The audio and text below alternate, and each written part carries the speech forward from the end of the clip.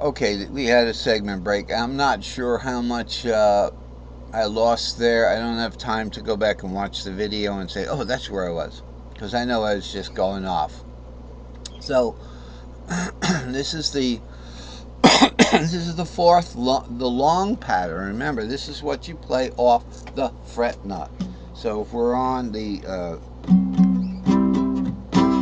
kind of down here, now this would be my F, but it's an A-shaped F down here because I'm down tuned, right? So this is where your guitar is at. Here's your lowest note. Here's my lowest note. How did I do that? Down tune. And then I labeled it what it is. That's a good thing about this guitar. It's what it is. So these notes are the pitch of what it is. This is a C pitch. Bottom string there. I should have known that. So let's look at, so doing the fourth here. On the first, we'd have, obviously we had our long pattern. So it's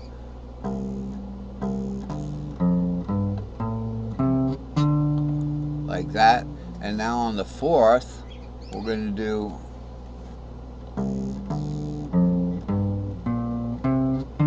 hear the difference? That's the fourth playing out. And then the fifth is going to be this shaped.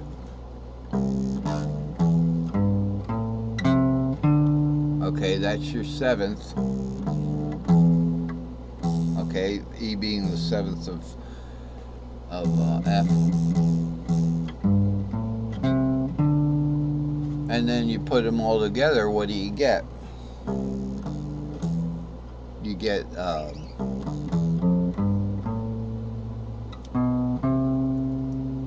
get your Ionian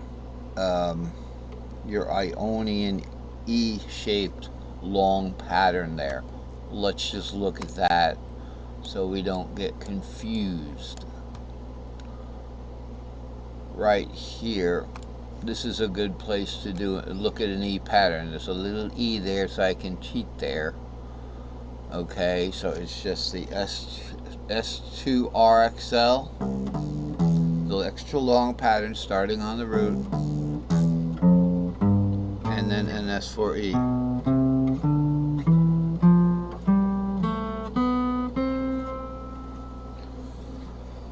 All right, so let's shift gears here. Let's shift gears and move on to the next chart that I made. And this is this is the greatest chart I ever made, right? 215, all of them are. Not all of them are, believe me. 215, 145 long pattern pentatonics, C, E, A, D, G fretboards. What does that mean? That means that in order to prevent the mess that 214 was, right, where we got everything all over the place and this looks like a big mess, this is the unraveling kind of thing of the caged word. So this is in fourths, and we have this little circle of string shaped fourths right here, circle of extra long patterns. So it's in fourths. So if we're going to start with C shape, okay, it's a little easier to look up here. C shape, E shape, A shape, D shape, G shape. This takes about 28 or 30 frets.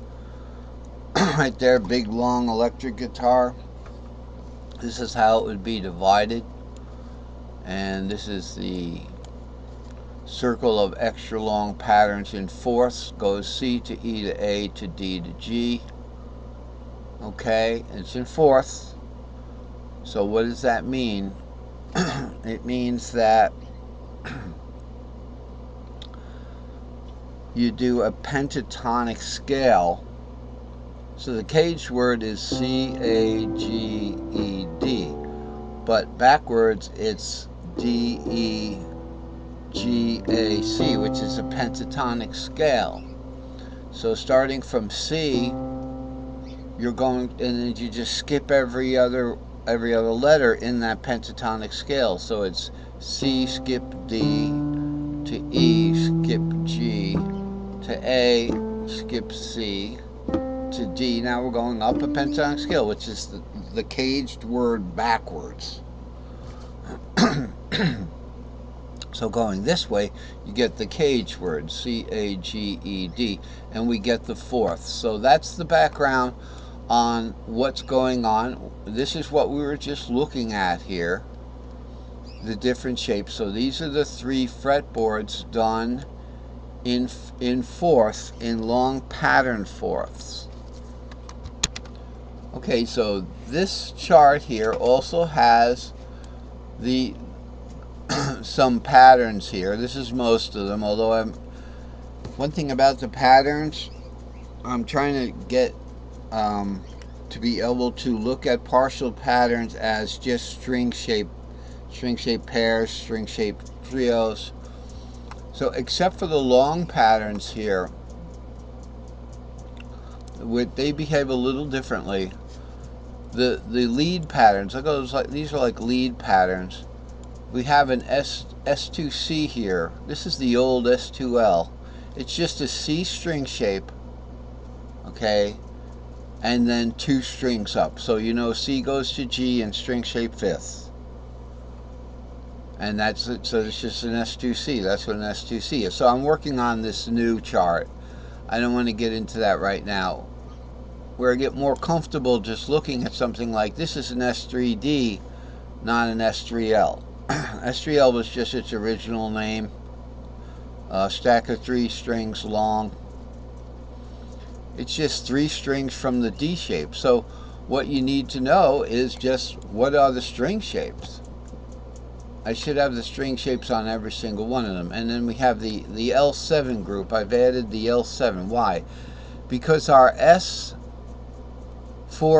is basically an L-shaped object here. We got the L and then we got the 7 here. You see the 7 in the numbers, and then the L kind of looks like that, and over here's an L, and here's kind of a 7 there. So I call it, and there's another L and another 7 there. So I call it the L7 group, because the S4E is basically a big L7. Now over here, remember the 7L group is shaped like a 7 and an L. And there's a 7 and an L.